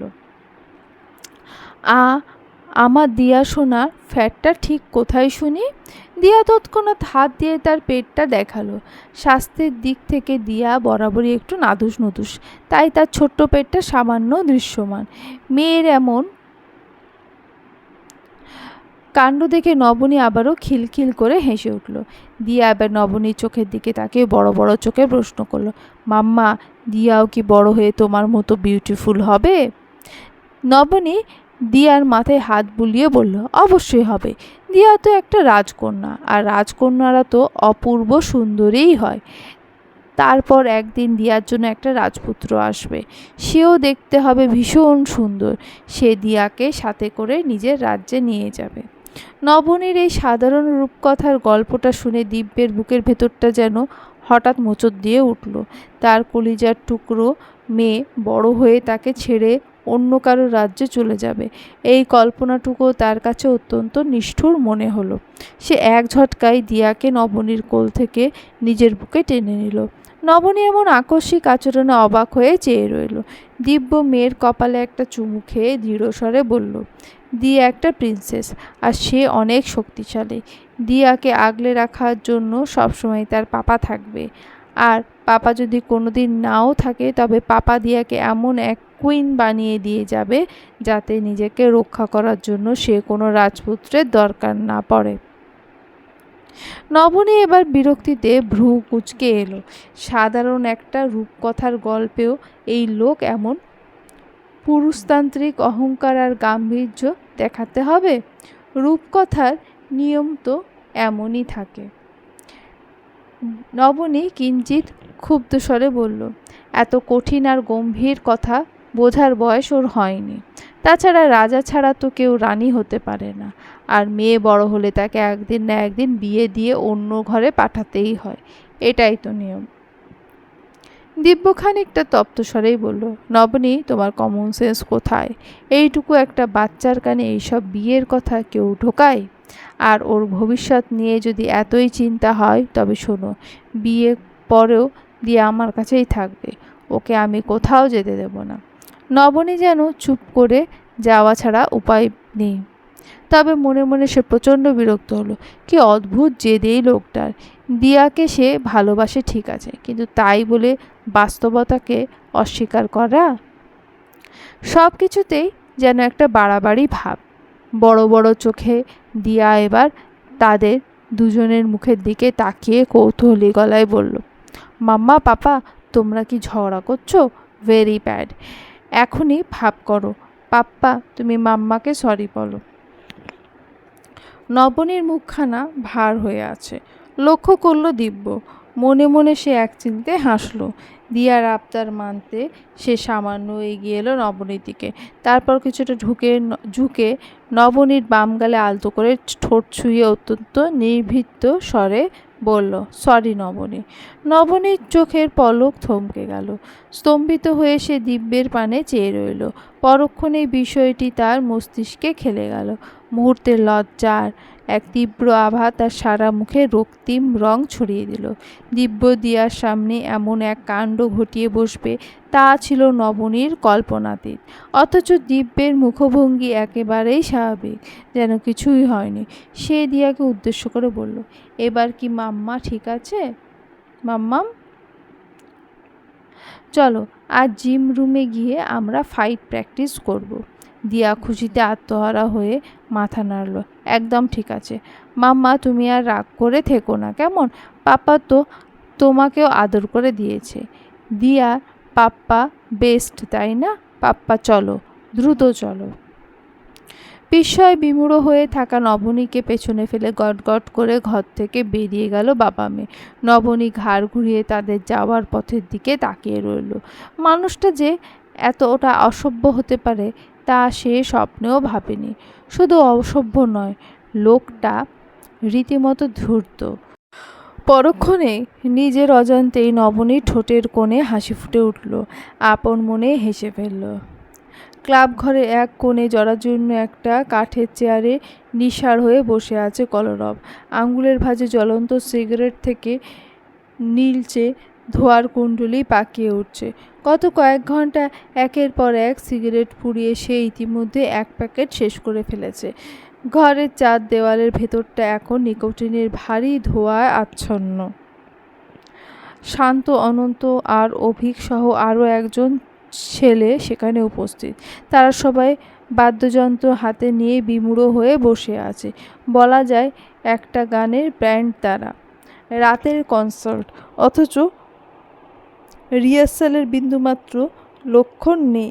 কলরবের এমন বিধ্বংসী মেজাজ কারোরই বোধগম্য হচ্ছে না। গিটারের সুর তোলার বদলে সবাই এখন এক অদৃশ্য ভয়ে আড়ষ্ট হয়ে আছে। কলরব সাফ জানিয়ে দিয়েছে, তার অনুমতি ছাড়া এখন কেউ যেন টু শব্দটাও না করে। অবশেষে অভিক আর স্থির থাকতে পারল না। ধৈর্য হারিয়ে সে এগিয়ে গিয়ে কলরবের হাত থেকে জ্বলন্ত সিগারেটটা কেড়ে নিয়ে ছুঁড়ে ফেলে দিল। কলরব ধীর লয়ে ঘাড় ঘুরিয়ে তাকালো। তার চোখ দুটো রক্তবর্ণ ধারণ করেছে, যেন ভেতরে কোনো এক প্রলয়ঙ্কারী দহন চলছে। অভিক সামান্য ঘাবড়ালেও পিছু হটল না। ধমকে সুরে বলল, কি শুরু করেছিস বলতো তুই?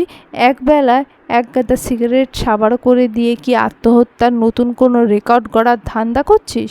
কলরব শীতল গলায় বলল, সিগারেটটা ফেরত দে অভি, আমার মাথা কাজ করছে না। এইসব নীতিবাক্য শোনার মতো অবস্থায় আমি নেই। অভি নাছোড়বান্দা তপ্ত স্বরে বলল, বললেই হলো? কালকেও তো তোকে বেশ জন্মনে মনে হলো। নিজের মুখে বললি ইরার জন্য তোর আর বিন্দুমাত্র আক্ষেপ নেই। তুই নাকি অনায়াসে মুভ অন করেছিস।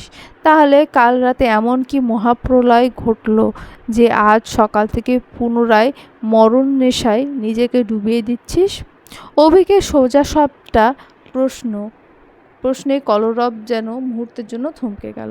কাল রাতে সেই ঝোড়ো হাওয়া নিজানার সাথে কাটানো সেই অবিশ্রীকারী মুহূর্তগুলো তার অস্তিত্বের গভীরে এখন বিষ হয়ে বিচ্ছে। নিজের ওপরই এক চরম বৃত্তৃষ্ণায় তার ভেতরটা দুমড়ে মুচড়ে যাচ্ছে।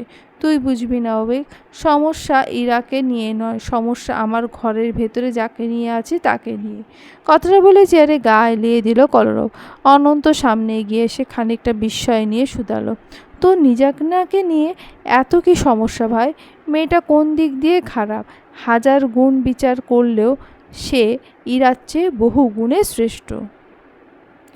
শান্ত পাশ থেকে সাই দিয়ে হালকা সুরেই যোগ করলো, সেটাই তো, তোর সাথে যদি বিয়েটা না হতো তবে কনফার্ম আমি ওকে বিয়ে করতাম, তা যে কোনো মূল্যেই হোক। বন্ধুদের এমন অপকট প্রশংসা কলরবের কানে স্রেফ তপ্ত সীসার মতো বিঁধল। সে এক ঝটকায় চেয়ার ছেড়ে উঠে দাঁড়ালো। চোয়াল শক্ত করে দাঁতে দাঁত চেপে বলল, আমার হাতে যদি মরতে না চাস তবে সবকটা একদম চুপ থাক। তোরা যদি আমার জায়গায় থাকতিস তবে বুঝতিস অশান্তি কাকে বলে। আমার কোথাও এক চিলতে শান্তি নেই। ঠিক আছে, অনেক হয়েছে, আমি চলে যাচ্ছি। আর কাউকে বিন্দুমাত্র প্রতিবাদের সুযোগ না দিয়ে কলরব ঝড়ের বেগে ঘর থেকে বেরিয়ে গেল। তার প্রস্থানে দিকে বাকি সবাই বিমূঢ় হয়ে তাকিয়ে রইল। তাদের অপরাধটা ঠিক কোথায় ছিল তা কেউ বুঝে উঠতে পারল না। কলরব যখন ফিরে এলো বাড়ি, সবাই তখন সকালে নাস্তার টেবিলে সমবেত। কোনো দিকে না তাকিয়ে সে সোজা নিজের ঘরের দিকে পা বাড়িয়েছিল, কিন্তু অলেখার সজাগ দৃষ্টি এড়াতে পারল না। তার ডাকে বাধ্য হয়ে সে কুহুর পাশের খালি চেয়ারটায় গিয়ে বসল। নিজেনা ঠিক তার সম্মুখে বসা, অথচ কলরব একবারও মুখ তুলে সেদিকে তাকানোর সাহস পেল না। নিজেনা আজ সকালে ঘুম ভেঙে পাশে কলরবকে পায়নি।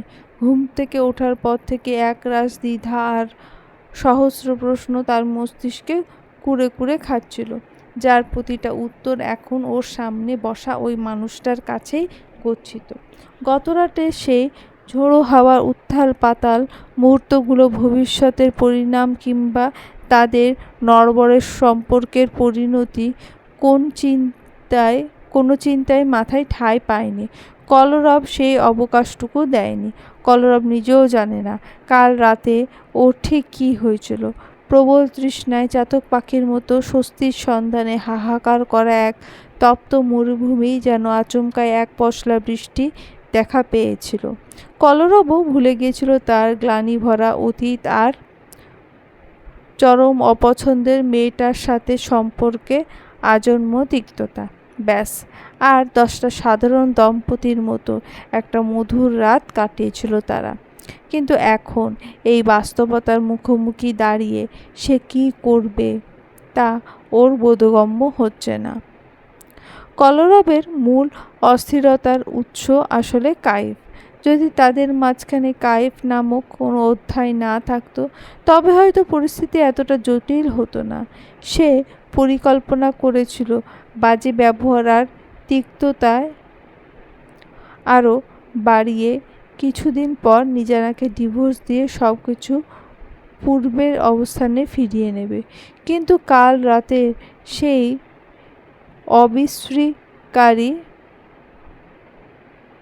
ঘটনা সব সমীকরণ ওলটপালট করে দিয়েছে। টেবিলে জমাটবদ্ধ নীরবতা ভেঙে আরশাদ তালুকদার বললেন, কলরব, সকাল সকাল কোথায় গিয়েছিলে? আর ফিরছই বা কোথা থেকে? কলরব দৃষ্টি নিচু রেখেই খুব সংক্ষিপ্ত জবাব দিল, একটা জরুরি কাজ ছিল।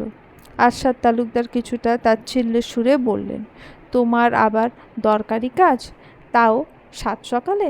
আচ্ছা, ওসব বাদ দাও।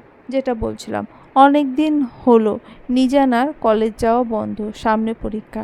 এখন আর কামাই দেওয়া চলবে না। আজ থেকে তুমি ওকে কলেজে দিয়ে আসবে আর নিয়ে আসবে। কলরব কিছু বলার সুযোগ পাওয়ার আগে অলেখা বেশ অবাক হয়ে বলে উঠলেন, নিজানা কলেজ যাবে মানে? তুমি কি মজা করছো? আরশাদ তালুকদার ভ্রু কুঁচকে বলেন, আশ্চর্য অলেখা, এটা মজা করার মতো কোনো কথা হলো?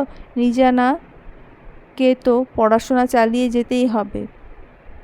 বিয়ের সময় আমি মান্তাসাকে কথা দিয়েছিলাম, বিয়ের পর নিজানার জীবনের বাড়ির বদলানো ছাড়া আর কোনো পরিবর্তন আসবে না। আমরা সবাই জানি ও পড়াশোনার ব্যাপারে কতটা সিরিয়াস। স্বামীর কথায় অলেখা প্রচণ্ড বিস্মিত হলেন। এই বাড়ির দীর্ঘদিনের নিয়ম, বউরা বাইরে চাকরি বা পড়াশোনা করবে না। তবে নিজানার ক্ষেত্রে কেন তার ব্যতিক্রম হবে? তিনি বেশ কঠোর গলায় বললেন, তুমি কি এই বাড়ির নিয়ম ভুলে গেছো? নিজানার বেলায় কেন নিয়মের নড়চড় হবে? আমার মৌনিতার কথা স্পষ্ট মনে আছে। মেয়েটা চেয়েছিল কাব্যের মতোই ডাক্তার হতে। ওদের পরিচয় হয়েছিল ডাক্তারি পড়ার সূত্রে। কিন্তু কাব্যের বিয়ে করে এই বাড়ির বউ হওয়ার পর ওকে সব কিছু ছাড়তে হয়েছে। ও তো দিব্যি সংসার করছে। কই, ওর বেলা তো নিয়মের এদিক ওদিক হয়নি। কথাগুলো কানে যেতেই খাবার গুছিয়ে রাখতে থাকা মৌনিতার হাত দুটো থমকে গেল। চোখের কোণে এক চিলতে পানির কণা চিকচিক করে উঠল তার। অলেখা ভুল কিছু বলেনি। কাব্যকে ভালোবেসে নিজের তিল তিল করে গড়া স্বপ্নকে সে বিসর্জন দিয়েছে। এখন সে শুধুই এই বাড়ির বউ আর সন্তানের মা। জীবন চলছে ঠিকই, কিন্তু আজও যখন সে কাব্যের স্টেথোস্কোপ কিংবা সাদা অ্যাপ্রনটা দেখে, বুকের ভেতরটা হু হু করে ওঠে। এই বেদনার কথা সে কাউকে বলেনি, এমনকি কাব্যকেও না। আরশাদ তালুকদার মাথা নিচু করে ফেললেন। অলেখার এই অকাট্য যুক্তির বিপরীতে কোনো কথা খুঁজে পাচ্ছিলেন না তিনি। কিন্তু সামনে বসে থাকা নিজানার দিকে চোখ পড়তেই তার বুকটা ভারী হয়ে এলো। মেয়েটা ফ্যাল ফ্যাল করে তার দিকেই তাকিয়ে আছে, সেই চোখে আকুতি। আরশাদ তালুকদার নিজেকে শক্ত করলেন, একটু গাঢ় গলায় বললেন, দেখো অলেখা, সময় বদলেছে। তাছাড়া মৌমিতা আর নিজানার পরিস্থিতি এক নয়। আমার যা বলার আমি বলে দিয়েছি। নিজানা, তুমি খাবার শেষ করে কলরবের সাথে বেরিয়ে যাও। কথা শেষ করে চেয়ার ছেড়ে উঠে দাঁড়ালেন আরশাদ তালুকদার। কিন্তু অলেখা আজ সহজে ছাড়বার পাত্রী নন। তিনি তীক্ষ্ণ স্বরে গর্জে উঠে বললেন, খবরদার, কোথাও যাবে না তুমি। আমাদের সাংসারিক ব্যাপারে তোমার কথায় কবে থেকে শেষ কথা হতে শুরু করলো? মৌমিতার কথা না হয় কয়েক বছর আগে পুরনো কাসুন্দি, কিন্তু নবনীর কথা ভাবো। ওকেও তো নিজের পড়াশোনা বিসর্জন দিতে হয়েছে। এক বাড়িতে ওদের সাথে হওয়া এমন অবিচার আমি মেনে নেব কি করে? শুধুমাত্র নিজানা তোমার বোনের মেয়ে বলে তাকে 7 খুন মাফ করে দেবে? আরশাদ তালুকদার এবার কিছুটা নরম হলেন, কোমল স্বরে বললেন, দেখো অলেখা, আমি এই একটা বিষয়ে তোমার কাছে অনুরোধ করছি। এটা নিয়ে আর কথা বাড়িও না। পড়াশোনা বাদে সংসারের বাকি সব দায়িত্ব, সব নিয়ম তুমি যা বলবে তাই হবে। আমি বিন্দুমাত্র হস্তক্ষেপ করব না। কিন্তু এই একটা ব্যাপারে আমি সত্যিই নিরুপায়। দয়া করে বোঝার চেষ্টা করো। অলেখা থমকে গেলেন। স্বামীর গলা দৃঢ়তা আর অসহায়ত্ব দেখে তিনি বুঝলেন এই সিদ্ধান্ত বদলানো তার সাধ্যের বাইরে।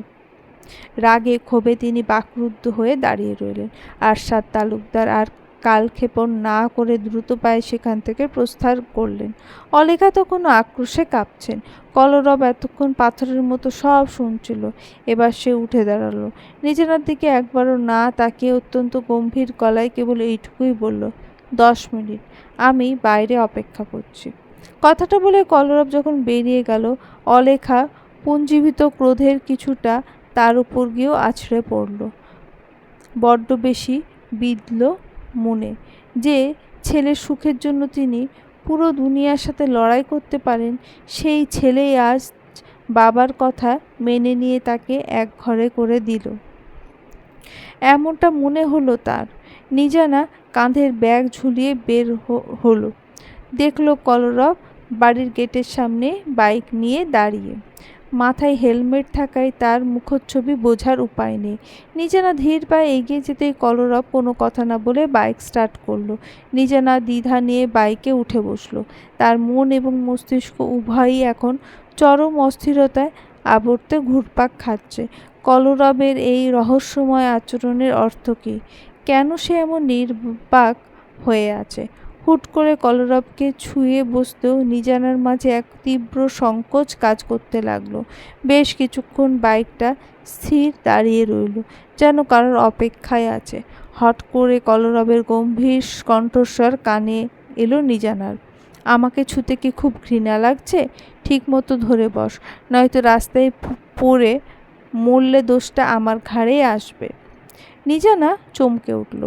তবে এই রূঢ় কথার আড়ালে কোথাও যেন একটা সূক্ষ্ম যত্ন লুকিয়ে মনে হলো তার, যা নিজানার মনে একচিলতে ভালো লাগা জাগিয়ে তুলল। ছেলেটা কি তবে তাকে পরোয়া করছে? এই সামান্য প্রশ্রয় যেন তার অস্থির মনে কিছুটা স্বস্তি ফিরল। সে আলতো করে কলরবের কাঁধে একটা হাত রাখতেই বাইকটা তীরের বেগে ছুটতে শুরু করলো। বাইকের গতি ক্রমশ এক উন্মাদ পর্যায়ে পৌঁছালো যে নিজানা ভয়ে আড়ষ্ট হয়ে গেল। কতবার গতি কমানোর অনুরোধ করলেও কলরব কানে যেন সেসব পৌঁছালো না। সে নিজের ভেতরের সব উগ্রতা বাইকের গতির ওপর উগড়ে দিয়ে কলেজ প্রাঙ্গণে পৌঁছালো। বাইকটা থামতেই নিজানা যেন ধরে প্রাণ ফিরে পেল। অপমানে আর রাগে তার শরীর জ্বলছিল। বাইক থেকে নেমে কলরবকে কড়া কিছু শোনানোর প্রস্তুতি নিল, কিন্তু তার আগে কলরব বাইক নিয়ে দৃষ্টিসীমার বাইরে চলে গেল। নিজেন একটা দীর্ঘশ্বাস ফেলল। অদ্ভুত এক ভালো লাগা আর বিষাদের মিশ্রণ নিয়ে তার কলেজের সময়টা পার হলো। কলেজ ছুটি হওয়ার পর বের হতেই সে আবার কলরবকে দেখতে পেল। গেট থেকে খানিকটা দূরে সে কালো বাইকটিতে হেলান দিয়ে বসে আছে। নিজেনার ঠোঁটে মৃদু হাসির রেখা ফুটে উঠল। সে এগিয়ে যেতেই কলরব যান্ত্রিকভাবে হেলমেটটা মাথায় চড়িয়ে নিল। আবারও কোনো বাক্য ব্যয় না করে বাইক স্টার্ট করল সে। নিজেনা উঠে বসার পর দেখল আকাশ মেঘে ঢাকা, সাথে তাল মিলিয়ে শুরু হয়েছে ঝোড়ো হাওয়া, কিন্তু প্রকৃতির সেই ঝড়ের চেয়েও কয়েক গুণ বেশি বেগে ছুটছে কলরবের বাইক। নিজেনা আর সহ্য করতে না পেরে চিৎকার করে উঠল, স্পিড কমাও কলরব, আমার প্রচণ্ড ভয় লাগছে। তুমি কি পাগল হয়ে গেছো? এত জোরে কেউ বাইক চালায়? তুমি কি আমার কথা শুনতে পাচ্ছ না? বাইকের গতি এবারও কমল না, বরং এক ঝটকায় একেবারে থেমে গেল। সেই নিস্তব্ধতার মাঝে ভেসে এলো কলরবের শান্ত কণ্ঠস্বর, নাম। নিজে না অবাক হলো।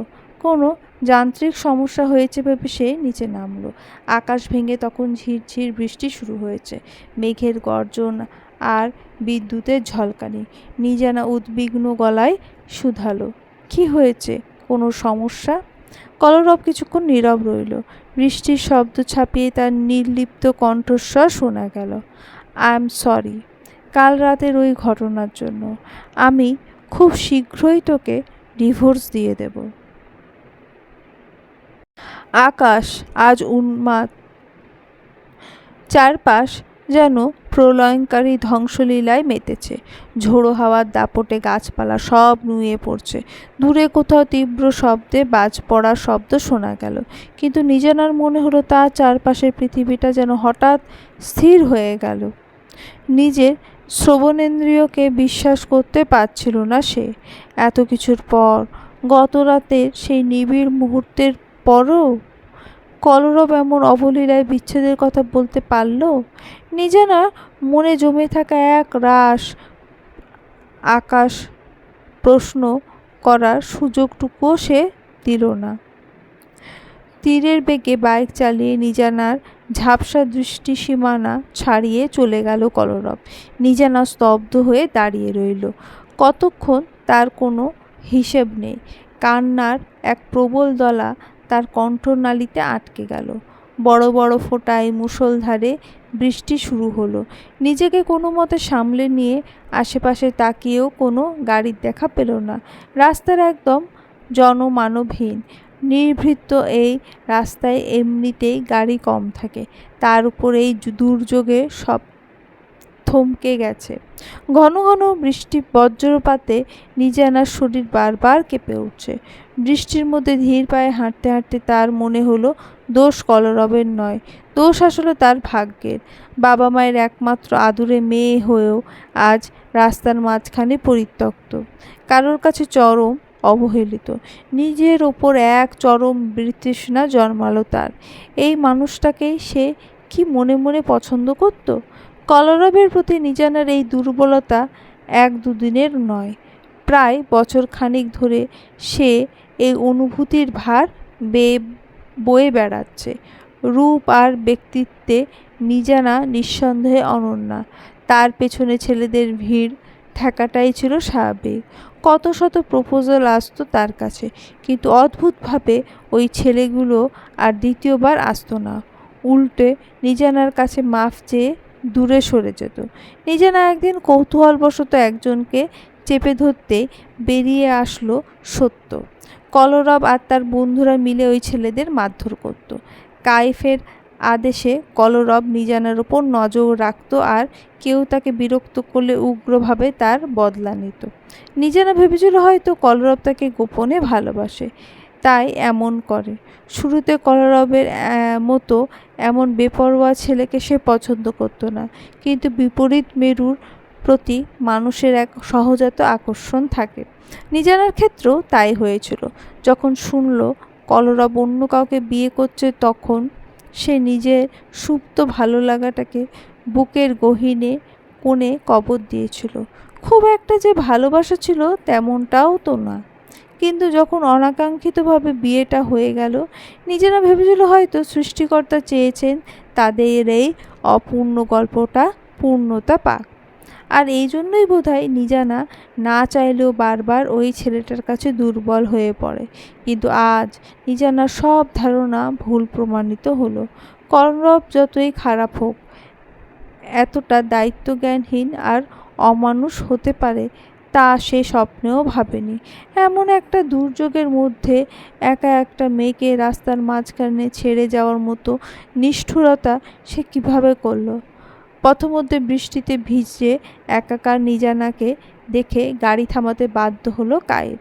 সে কল্পনাও করতে পারেনি নিজানাকে এই অবস্থায় পথে দেখতে পাওয়াবে।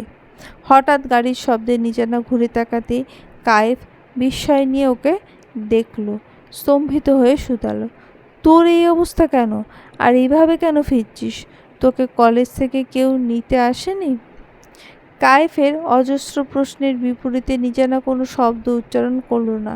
সে কেবল অপলক আর শূন্য দৃষ্টিতে তাকিয়ে রইল। আদতে এই পরিস্থিতির কী জবাব হতে পারে তা তার নিজেরও জানা নেই। কায়েফ আর উত্তরের অপেক্ষা করল না। তড়িঘড়ি করে গাড়ির দরজা খুলে দিয়ে বলল, আগে ভেতরে আয়, জলদি। নিজানা এক যন্ত্রচালিত পুতুলের মতো নিঃশব্দে গাড়িতে গিয়ে বসল। কায়েব আর চোখে মেয়েটাকে দেখে স্তম্ভিত হয়ে গেল। নিজানার স্বভাবগতভাবে মৃতভাষী, কিন্তু কায়েফের কাছে তার রূপ ছিল ভিন্ন। তার সাথে নিজানা সব কথা নির্দ্বিধায় ভাগ করত। পরক্ষণেই কায়েফের মনে পড়ল নিজানা এখন বিবাহিত। তবে কি অল্প কদিনে অনেক কিছুই বদলে গেছে? নিজানার এমন বিপর্যস্ত অবস্থা দেখে কায়েফের মনে হাজারো প্রশ্নের ভিড়। মেয়েটা বৃষ্টিতে ভিজে একাকার, ঠান্ডায় থরথর করে কাঁপছে। বাইরে ঝাপসা প্রকৃতির দিকে তাকিয়ে নিজানা উদাসীনভাবে হুট করেই বলে উঠল, কি হলো, চলো। কায়েব সম্বিত ফিরে পেতে দ্রুত মাথা নাড়ল। নিজের টি শার্টে ওপর থাকা বাড়তি শার্টটা খুলে সে নিজানার দিকে বাড়িয়ে দিল। নিজানা বিন্দুমাত্র সংকোচ না করে সেটা গ্রহণ করল। এই মুহূর্তে গায়ে ভেজা কাপড়ের ওপর একটা আবরণের খুব প্রয়োজন ছিল ওর। কায়েফ আর কোনো কথা বাড়ালো না। সে বুঝতে পারল নিজানা এই মুহূর্তে কোনো কৈফিয়ত দিতে ইচ্ছুক নয়। এক পলক বিষণ্ণ নিজানাকে দেখে সে গাড়ি চালাতে শুরু করলো।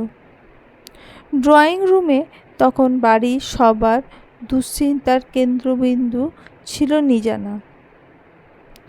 ওকে অক্ষত অবস্থায় ফিরতে দেখে সবাই স্বস্তির নিঃশ্বাস ফেললেও ওর বিধ্বস্ত রূপ দেখে অবাক হওয়া থামল না কারোর।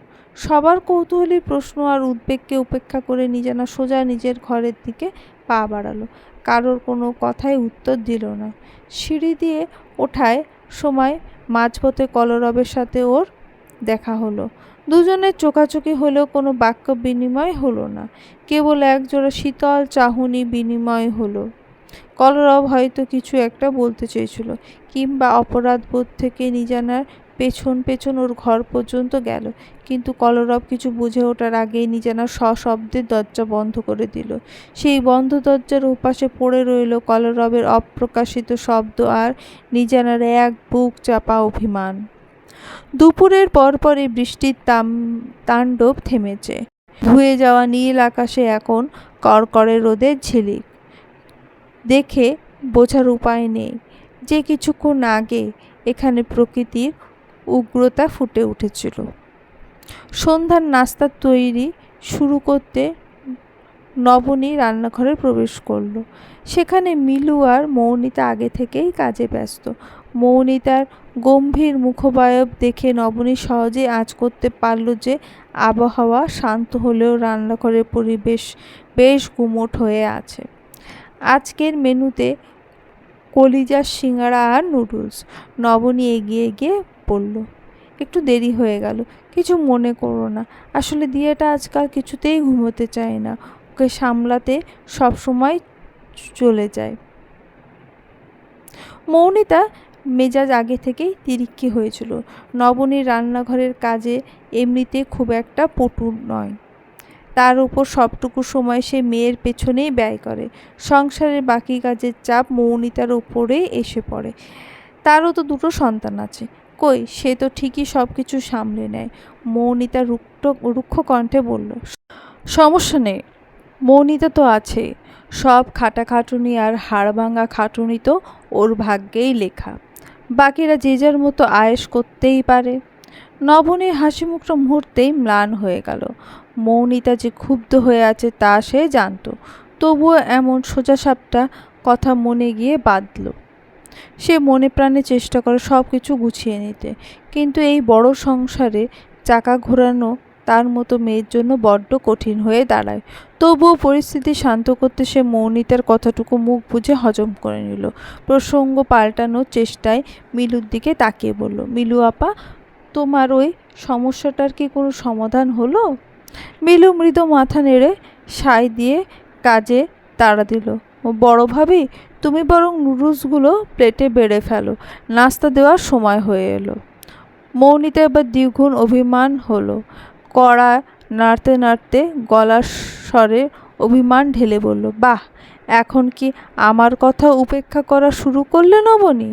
তা তো করবে, এখন নতুন যা এসেছে বলে আমি এখন পর হয়ে গেছি। নবনী আলতো করে হাসল। এই কয়েকদিন এসে মৌমিতাকে বেশ চিনেছে। মানুষটার মেজাজ কখনো কখনো চড়া হলেও মনটা একেবারেই কাঁচের মতো স্বচ্ছ। নবনী ধীর পায়ে এগিয়ে গিয়ে মৌমিতাকে পেছন থেকে জড়িয়ে ধরল।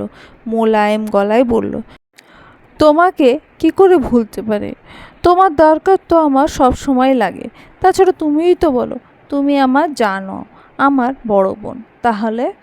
মৌমিতা হেসে ফেলল। হয়েছে হয়েছে, আর ঢং করে ভুলিয়ে রাখতে হবে না। যাও হাত চালাও।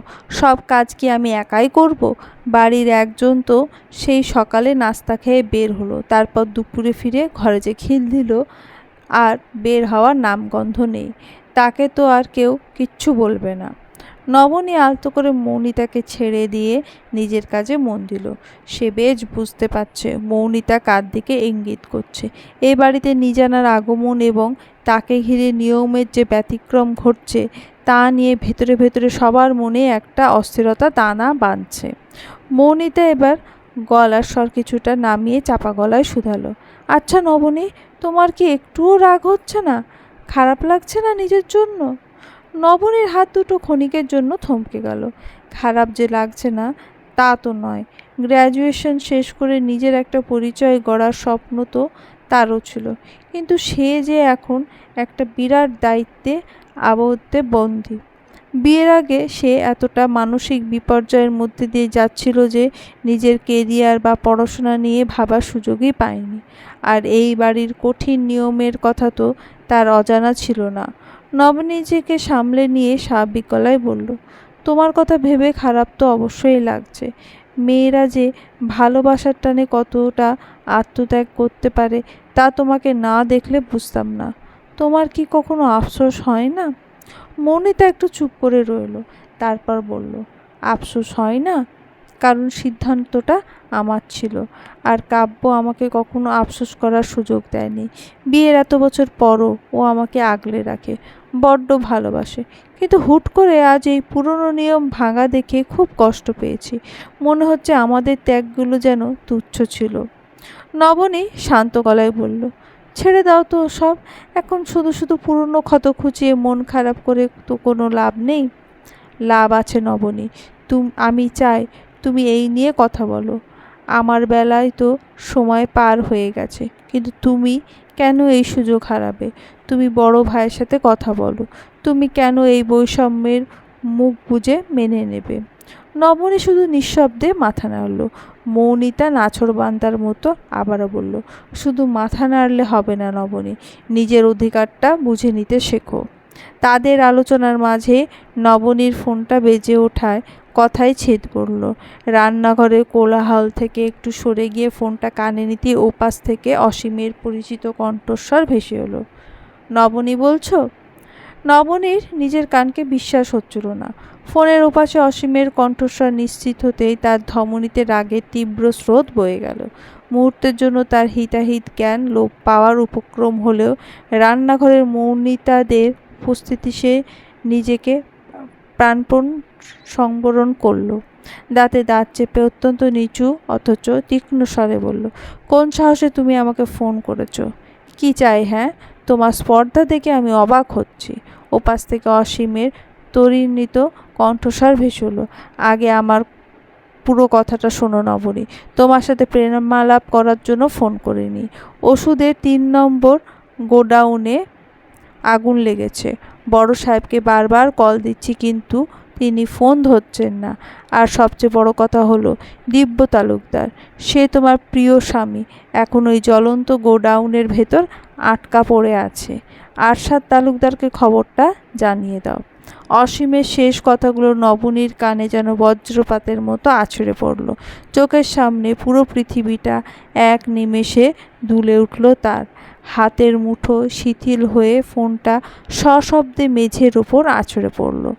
ফোনের সেই আওয়াজে চমকে উঠল মিলু আর মৌনিতা। মৌনিতা হাতের কাজ ফেলে অবাক হয়ে শুধালো, এ কি নবনী, ওভাবে ফোনটা ফেলে দিলে কেন? কি হয়েছে তোমার? নবনী সেই কথার উত্তর দেওয়ার মতো অবস্থায় ছিল না।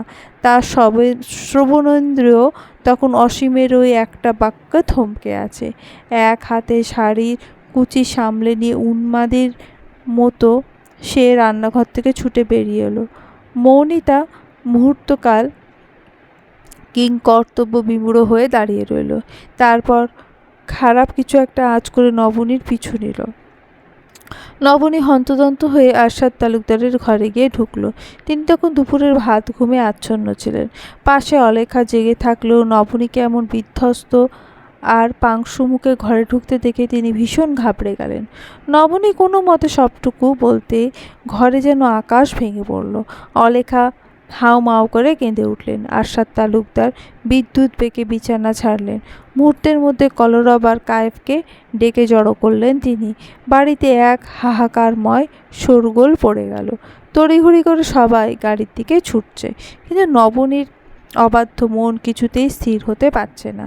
দিব্যের বিপদের কথা ভেবে তার বুকের ভেতরটা যেন দাউ দাউ করে জ্বলছে। কিছুক্ষণ পাথরের মতো দাঁড়িয়ে থাকার পর সে হুট করে বাইরের দিকে দৌড় দিল। মৌনিতা বারবার পিছু ডাকলেও নবনীকে আটকাতে পারল না। ভাগ্যক্রমে আরশাদ তালুকদাররা গাড়ি ছাড়া ঠিক আগের মুহূর্তে নবনী সেখানে পৌঁছে গেল। আরশাদ তালুকদার প্রথমে দ্বিধায় ভুগল, শেষমেশ নবনীকে সাথে নিতে বাধ্য হলেন। চারিদিকে মানুষের আর্তনাদ আর দিক দৌড়াদৌড়ি। বাতাসের প্রতিটা কণা এখন মিশে গেছে কুৎসিত সাদা কালো ধোঁয়ার কুণ্ডলিতে। অগ্নি নির্বাপক বাহিনীর গাড়িগুলো এসে পৌঁছেছে। দমকলের অবিশ্রান্ত চেষ্টা আর জলের ধারা যেন সেই লেলিহান শিকার কাছে হার মানছে। আগুনের প্রকোপ ক্রমশ ছড়িয়ে পড়ছে চারিদিকে। নবনী ভিড়ের মধ্যে পাগলের মতো কাঙ্ক্ষিত মুখটি খুঁজতে লাগলো। ধোঁয়ায় ঢাকা সেই বিভীষিকাময় প্রাঙ্গণে তখন এক হাহাকারময় পরিস্থিতি। গোডাউনের ভেতর থেকে শ্রমিকদের একে একে উদ্ধার করে আনা হচ্ছে। তাদের মধ্যে কয়েকজনের শরীর এতটাই ঝলসে গেছে যে চেনার উপায় নেই। সেই দৃশ্য দেখে নবনীর চোখ দুটো ঝাপসা হয়ে এলো। এক তীব্র আতঙ্ক তার হৃৎপিণ্ডকে খামচে ধরল। কায়েব, কলরব আর আরশাদ তালুকদার তখন হিতাহিত জ্ঞানশূন্য। যখন কোথাও দিব্যের চিহ্ন পাওয়া গেল না, তখন আরশাদ তালুকদার যেন হঠাৎ সব শক্তি হারিয়ে ফেললেন। তিনি মাথায় হাত দিয়ে ধপ করে মাটিতে বসে পড়লেন। এক জনৈক পিতা বুকফাটা আর্তনাদে চারপাশ ভারী হয়ে উঠল। এর মধ্যেই আফতাব তালুকদার সেখানে পৌঁছালেন। অস্থিরভাবে তিনি এক পরিচিত কর্মচারীকে ডেকে প্রশ্ন করলেন, দিব্য কোথায়? শুনলাম ও নাকি ভেতরেই ছিল। কোথায় আমাদের ছেলেটা? 25-26 বছরের সেই যুবক শ্রমিকটি তখনও আতঙ্কে কাঁপছিল। সে ক্ষীণ স্বরে বলল, স্যারকে তো ভেতরেই দেখেছিলাম। উনি সবাইকে নিরাপদ দূরত্বে সরিয়ে নিতে সাহায্য করছিলেন, এমনকি আমাকেও তো উনিই আগুনের মুখ থেকে টেনে বের করেছিলেন। কিন্তু স্যারের তো এতক্ষণে বেরিয়ে আসার কথা ছিল। কর্মচারীর এই কথাটা যেন নবনীর শেষ আশাটুকুও কেড়ে নিল। জ্বলন্ত বিল্ডিংটার দিকে চেয়ে সে অনুভব করলো তার পায়ের তলার মাটি সরে যাচ্ছে। দাঁড়িয়ে থাকা শেষ সামর্থ্যটুকু হারিয়ে সে ধুলোর ওপর লুটিয়ে পড়ল।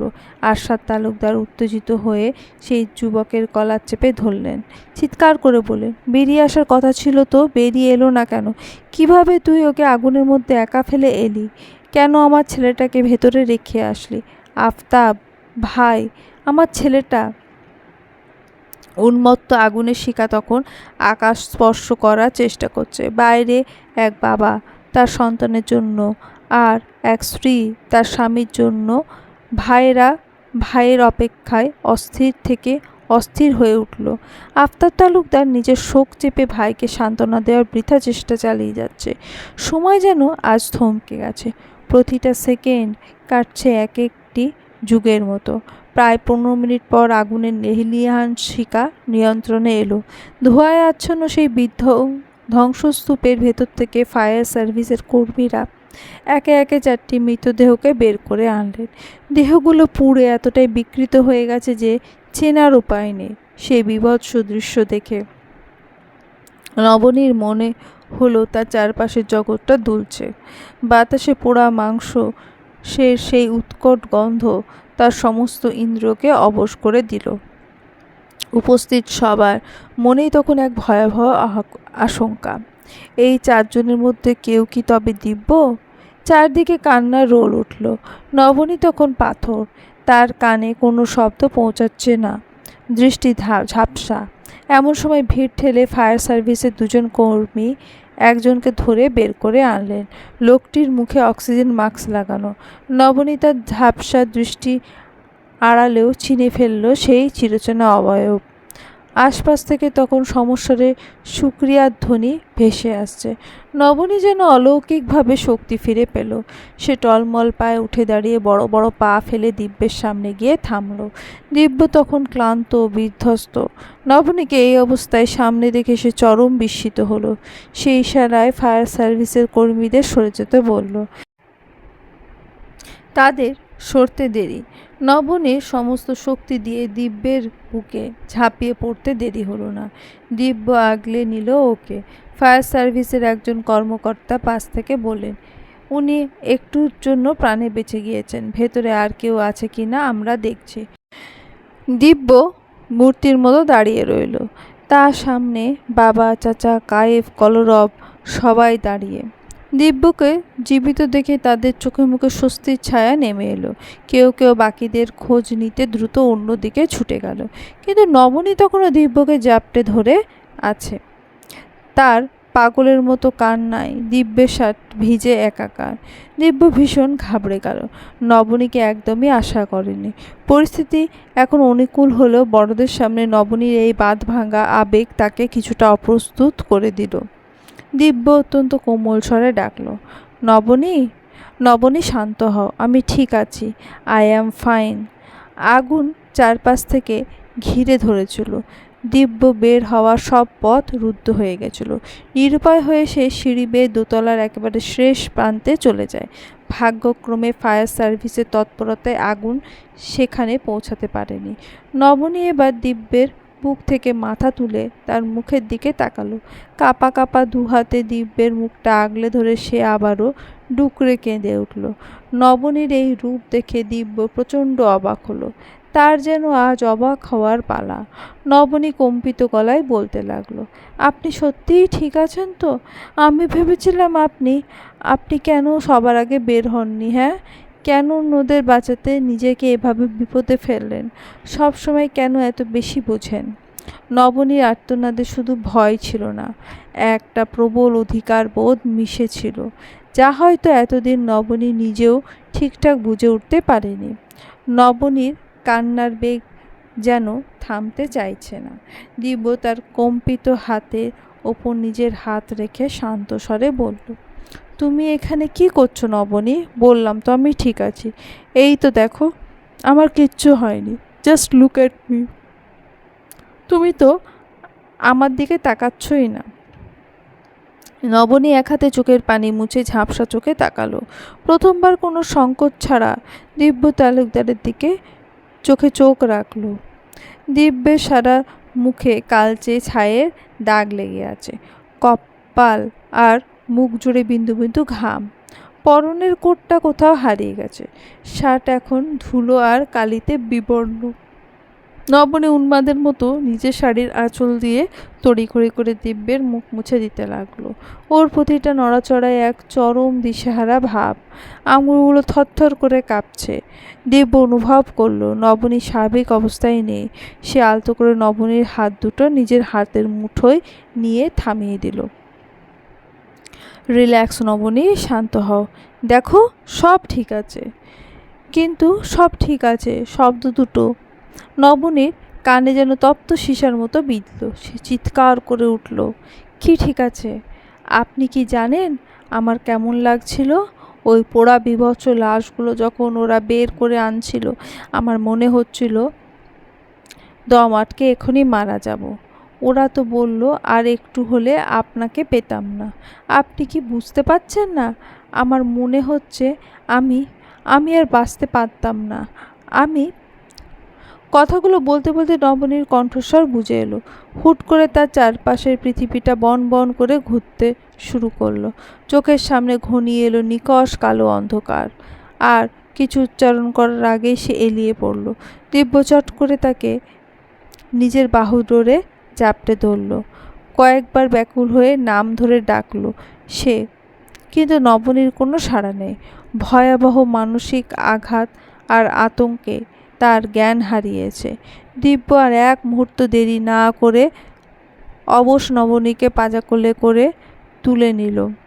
দিব্যের মনে হলো তপ্ত রোদে ছাইমাখা ধ্বংসস্তূপের মাঝে দাঁড়িয়ে থাকা বিধ্বস্ত তার কোলে তখন তার আরও একটা সংজ্ঞাহীন পৃথিবী।